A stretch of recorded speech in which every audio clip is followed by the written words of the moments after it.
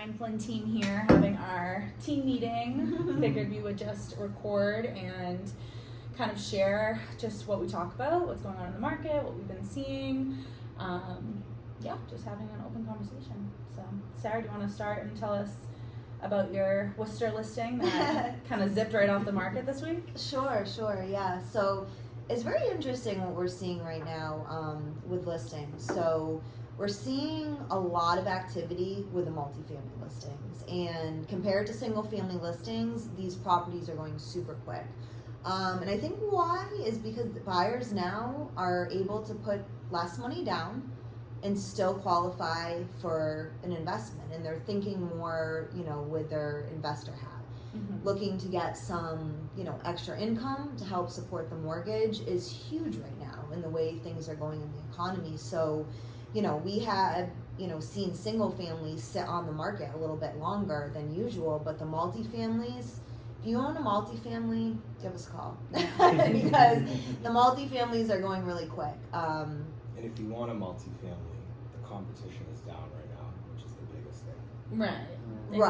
Right, exactly. Because before you weren't really able to compete. It was all right. It was all cash buyers, yeah. Right. Exactly. Now you have just first-time home buyers are looking to be owner-occupied, and I've had 2 multifamily listings in the last 2 months, and both of them went the first week on the market with multiple offers. Mm-hmm. Now, did we see 20 offers? No, we saw about a good handful of offers, but they were all strong offers. So I think FHA too, a lot of them. Yeah, so that was the other thing that we're seeing, a lot of FHA buyers. Actually, on Bill Ricca, they were all FHA buyers. Yeah.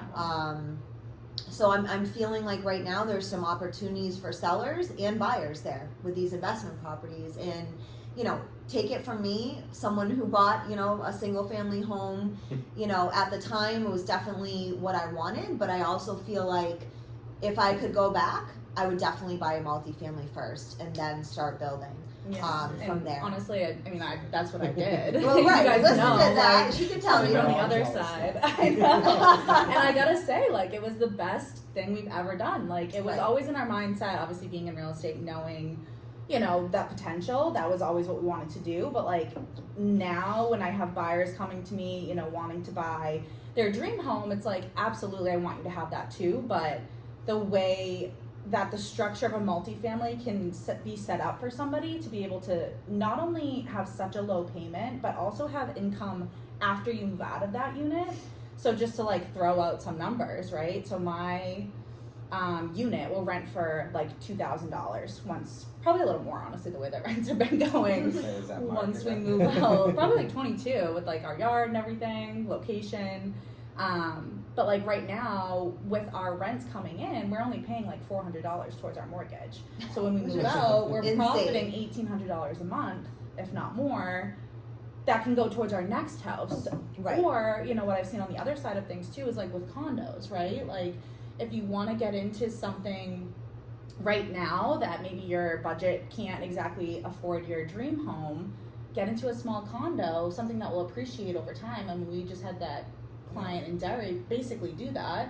I've had probably 2 or 3 clients over the past 2 years be able to, really make a good profit off of something they bought 2-3 years ago. So, right. Is the market going up 50% like we saw in 2020? Right. Probably not, but give it 5 years and it will appreciate. And I think that's the important thing to remember.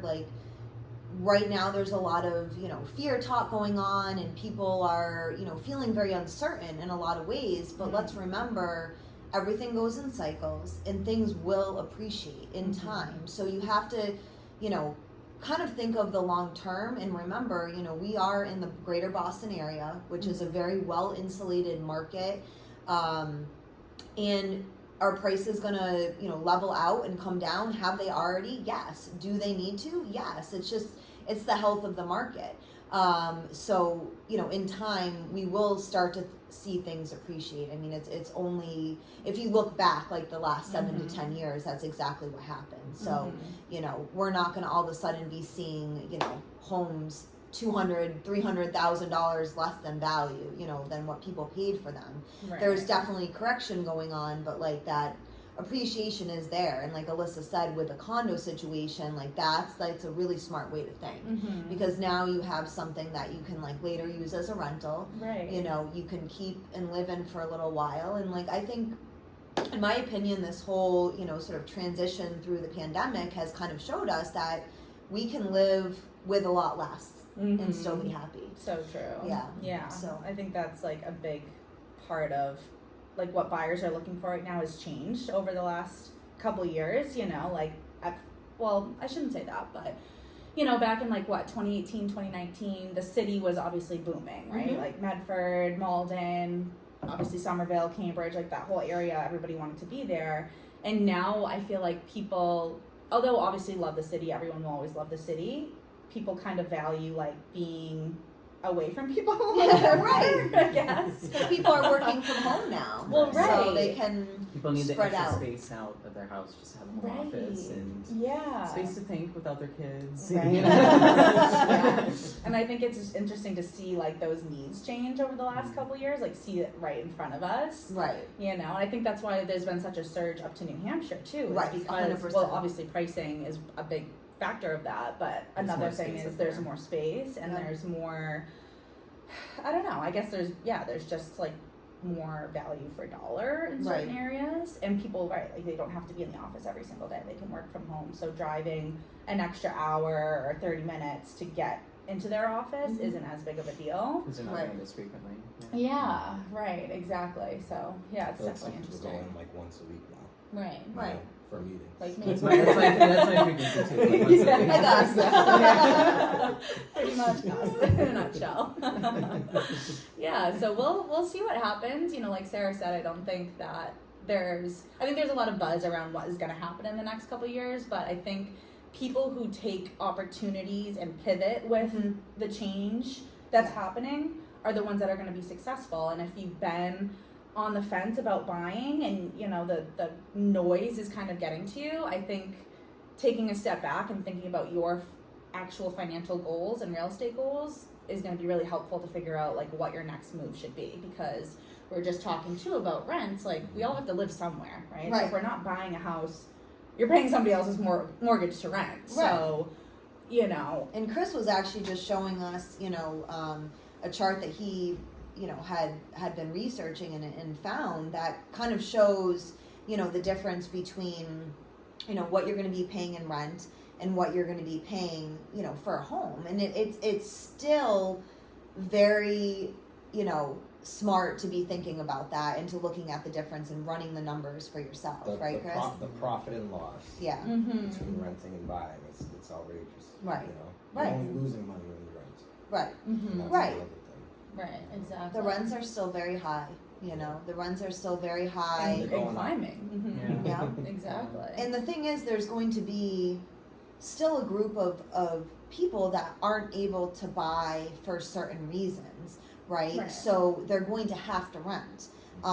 You know, so with that, like, you're still going to see, like, people are always going to have to rent. And just like people are always going to have to buy, you know, you have to really look at what the numbers are saying for your, you know, specific situation. And I think if you do that, you know, get with a realtor, get with someone that you can sit down and talk to, help you understand your goals, and then make the best decision. Because, you know, like Alyssa said, there's a lot of noise, and I think it's, you know, it's kind of distracting from like what, you know, if you think of long term, right? The long term is that,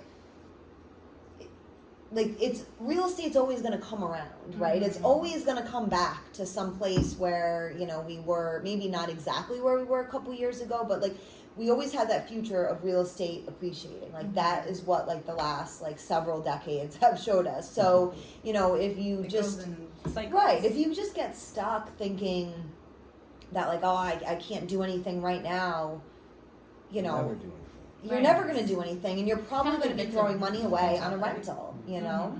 You can't guarantee that your timeline is going to match the market. Right, that's a great point. The biggest thing is you have to move when it's right for you and not when the market. And when it's realistic, exactly. too. Right. You know, how many people weren't getting their offers accepted before that could now?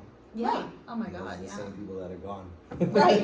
You know, Well, they that's stopped the funny looking. thing is like we were just joking about this scenario of like, you know, a year ago, buyers were, offering, you know, 100,000 over asking, waiving everything under the moon to get a house because, you know, they wanted a house. You had to. The rates were really low, so they were able to do that.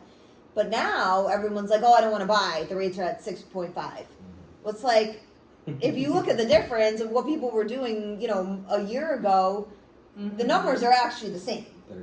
They're exactly the same. You know, you're just doing it with different. You're doing it with an interest rate versus your purchase price. So, you know, the prices will level out out of your interest rate. You know, say that again. You can always refinance out of your interest exactly. rate. So it's actually, you know.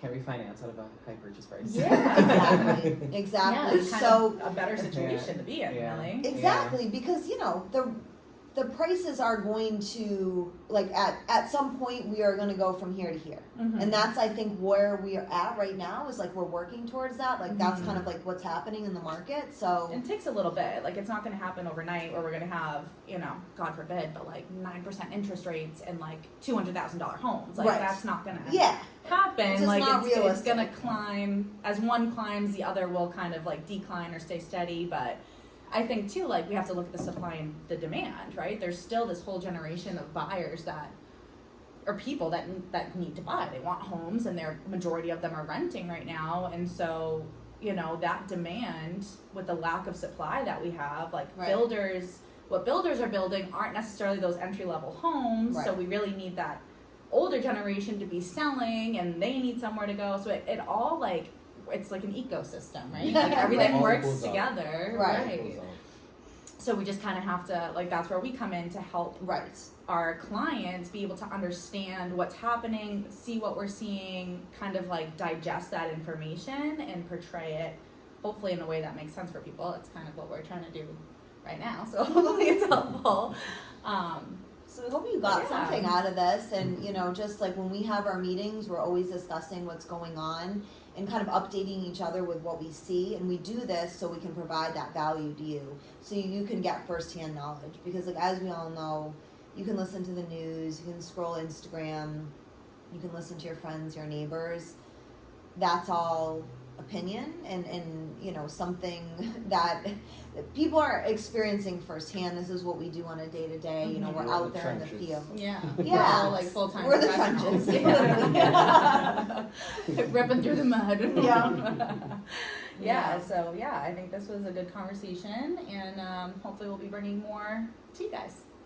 Cool. Friends and team out. If you have any questions, let us know. Put your name below, and we'll get back to you.